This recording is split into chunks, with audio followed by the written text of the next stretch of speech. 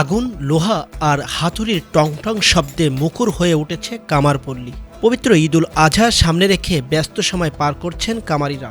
বছরের অন্য সময়ের তুলনায় এখন যেন দম ফেলানোরও ফুরসাত নেই কামারদের। সকাল থেকেই গভীর রাত পর্যন্ত চলছে দা, ছুরি, চাপাতি তৈরির কাজ।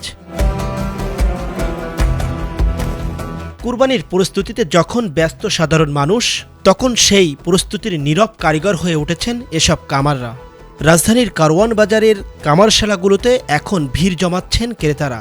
কেউ পুরনো ছুরি ধার করাতে আসছেন, আবার কেউ কিনছেন নতুন সরঞ্জাম। বাড়তি চাহিদার সঙ্গে পাল্লা দিয়ে বাড়ছে কাজের চাপ, শ্রম আর ব্যস্ততা। তবে কামাররা বলছেন গত বছরের তুলনায় কিছুটা কম উপস্থিতি দেখছেন ক্রেতাদের। ভাই অন্যান্য সময় তো এখনো ওরকম হইতেছে না, কারণ এই বছর একবারে অবস্থা খারাপ। তারপর আমরা এখনো আগ্রহী আছি যাতে আপনার মানুষ গরু কিনবে, তারপর হলে আমাদের বেচা কেনাটা হয়তো বাড়তে পারে। সম্ভবত এইটুকু আমাদের আন্তরিকতা, আমরা এখনো এটা নিয়েই আছি। অন্যান্য সময় এরকম অনেক কাস্টমার ক্রেতা মোটামুটি ভিড় থাকতো, কিন্তু এই বছর তার তুলনায় একবারে কম। এবছর জানি না আল্লাহ আমাদের ভাগ্যে কি রাখছে সেটা তো বলতে পারি না।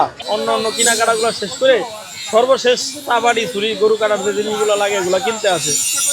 তো আমরা আশাবাদী ইনশাল্লাহ হবে বেচা কিনা, কারণ হলো আমাদের প্রতি বছরই হয় না বলতেও লাস্টে আল্লাহর রহমত ভালো বেচা কিনি হয়। কত লাখ টাকা বলতে আমাদের মনে করেন এক এক সময় এক এক রকম, আর এক একটা দোকানদারের এক এক রকম বেচা কিনা।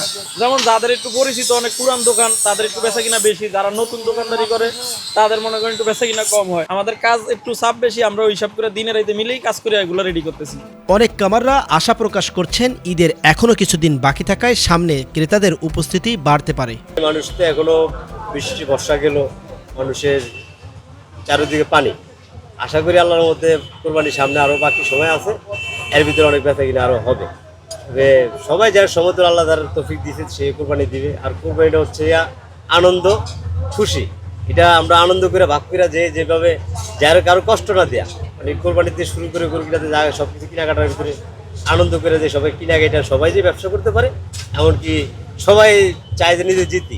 তবে সবাই জিতুক, মানে কাউকে কষ্ট না দেব। 10টা 11টা দোকান আসে, একটা রাত 12টা 1টা 2টা বেজে যায় আমি কাজ করতে করতে। আধুনিকতার ছোঁয়ায় অনেক কিছু বদলে গেলেও ঈদকে ঘিরে কামারদের কর্মচাঞ্চল্য এখনও আগের মতোই আছে। ঈদ যত ঘনিয়ে আসছে ততই বাড়ছে তাদের ব্যস্ততা। কোরবানির প্রস্তুতির আড়ালে নীরব কাজ করে যাওয়া এই মানুষগুলোর ঘাম আর শ্রমের পূর্ণতা পায় ঈদের অন্যতম আমেজ। সাইফুদ্দিন, এটিএন বাংলা, ঢাকা।